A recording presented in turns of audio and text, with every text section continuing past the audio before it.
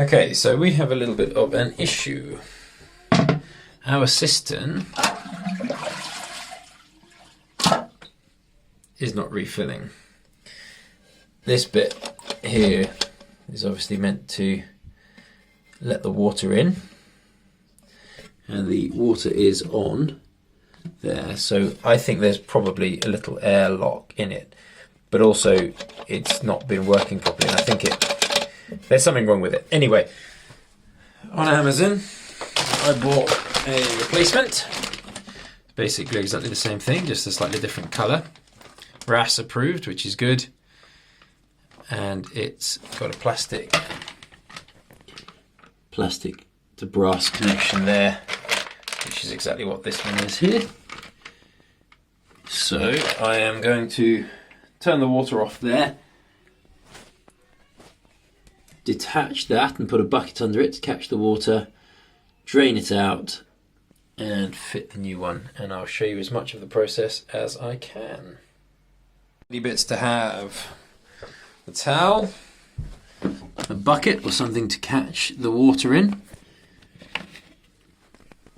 and always turn off the water as well. So that is now off. So now I've got to basically undo this fitting here. See, it's starting to drip with some of the leftover bits. So I'll take this off, detach it from here as well, catch all the water, and then this can go back on to the new one, which I'll put in. Alright, so I've got this detached here. There's not that much left in, to be fair. And then, just so you know, these actually come in two separate parts. So you need to take that brass bit off.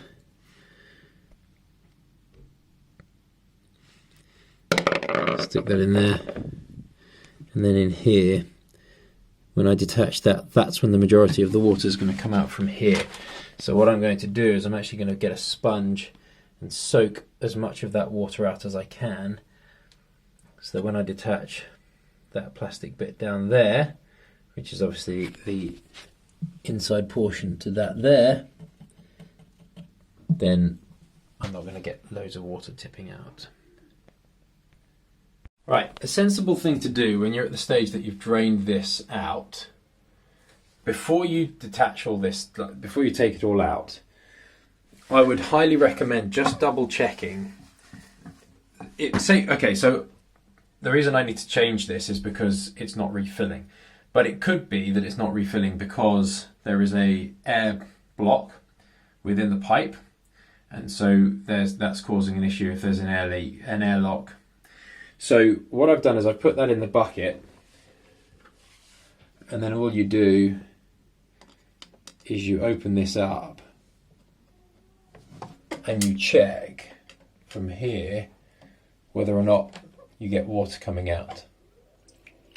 Now I do when I open and close mine, but when I did this just a second ago, I couldn't do it as easily one-handed a moment ago.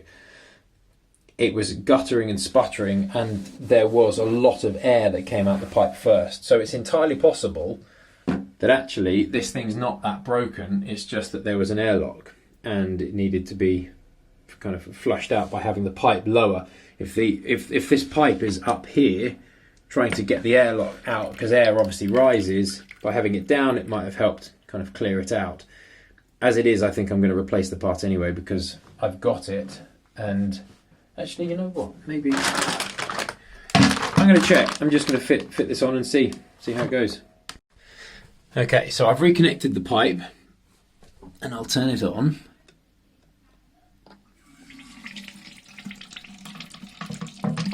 So it is refilling, but look, it's not coming out where it's meant to be. And when I lift this, it's not shutting off. That should be shutting off at that point there. So what I'm going to do is I'm going to turn the water off again, drain it, and then replace the part, because the part is obviously broken. Right, redrained that, so that's empty now. And I've just started undoing this.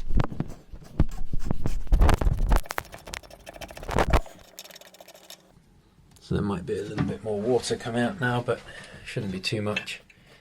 And that should pop up out of there. So that is the old broken one. Just leave that there. You can see the seal that's being created there. And a bit of kind of rubber that's gone in. That's fine. I'll leave all that. The seal was pretty good there. So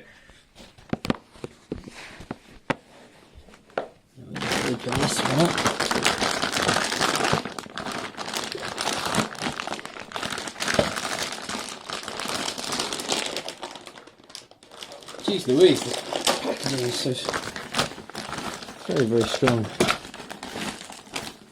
Right, some instructions. Washer, seal. Okay, that's quite useful. So this tells you how high or low this thing needs to go, because obviously this ball cock valve there, the stop cock, the water comes up through there, and then this bit raises when it's full and it stops, it shuts off the stop valve. How high or low this bit is obviously depends on how high or low you want the water in your bath. Now, if you're doing this from scratch, you're going to have to figure that out. What I can do, I've got the benefit of this one over here, so I can basically raise mine to match the height of that one there. So I obviously need to lower this, etc., etc. So, yeah, it's I don't think that this is going to make too much of a difference, to be honest, having the brass or the plastic. I don't think that makes a vast amount of difference in this instance. So I'll take that clip off there, and then I'll figure out how to change that. So it's a very simple system. You twist this part here, and then you can raise and lower it, and then when you've got it where you want it, so that's a little bit high still, push that down, get those to about the same sort of height, there or thereabouts, twist it back in place, and there's quite a definitive locking noise if you listen. There, and then this here, that little clip, and now I know that's the same height, and this won't change now. That mechanism still works. You can see that bits have obviously broken off between that old one there and this new one here, so this has just been much better condition. What comes up through there, is that interesting? Seems to be something in there, so I'll have to check, see what that is, because I don't recognise what that, I don't know why that would be in there. That looks like it's going to stop the water from going in, so I'll have to see what that is. Right, I couldn't see anything in the instructions about what this thing is overly, or I didn't realise the context of it. This is loungewear, by the way, because it's a Saturday, but it's a little filter. So that basically just helps stop any build-up of limescale along the way. And you can take that bit out and clean it without having to remove the whole system, because obviously that sits outside of the cistern there at the bottom. So you can take that out and clean it and give it a wash, which is what that bit there is. Wash the filter. Clean it frequently. So that's quite nifty. So let me reattach this. I'll need to obviously take this brass ring off and this little plastic washer. This bit sits down within the cistern, then this bit goes on, and then this brass ring goes back on. Right, that's sitting in there, fits there. I have it sitting that way so I can get access to this bit and that bit. And then under here, what we need to do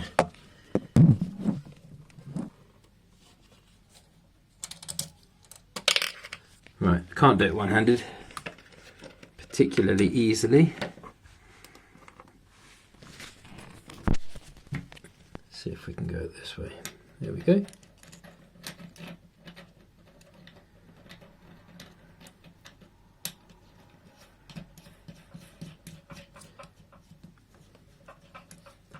Fine, and then I'll just tighten this up and sort out getting everything else on. Come back to you in a second when it's finished. That's all on now, coupled up and tight. Now the moment of truth, when I open this back up, filling up. Interesting. It's not dripping or leaking from here, which is good. It's also not filling up from where I thought the water came out from there, but it doesn't appear to. I'm not sure where it comes out of, but when I lift this bit, wherever it comes from stops.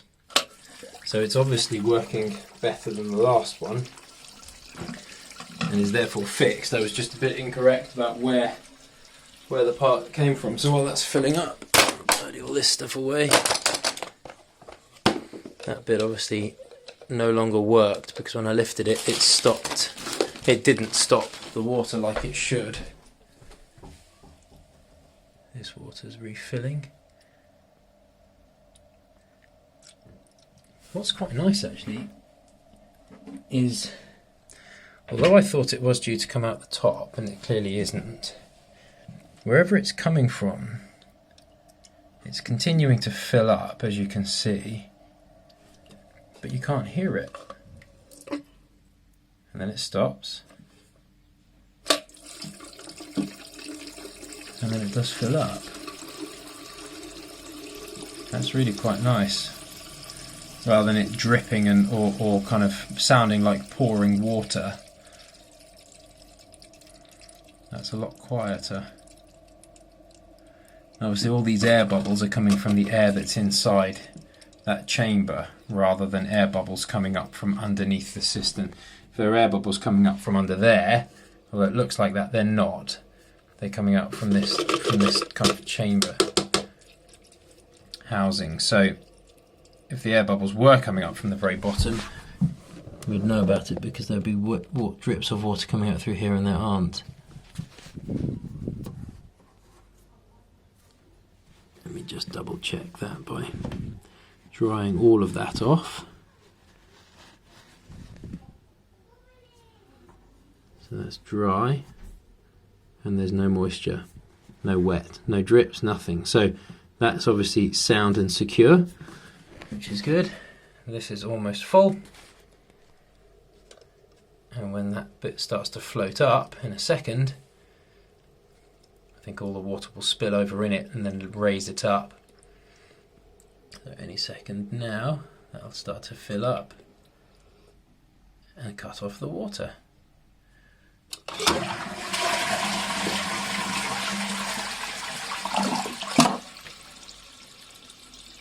That refills.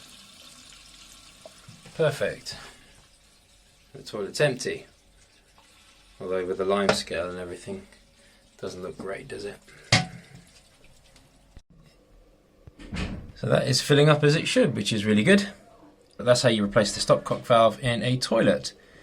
For more videos, tutorials, and the such, please do like, comment, subscribe, hit the bell icon for notifications, and I'll see you on the next video.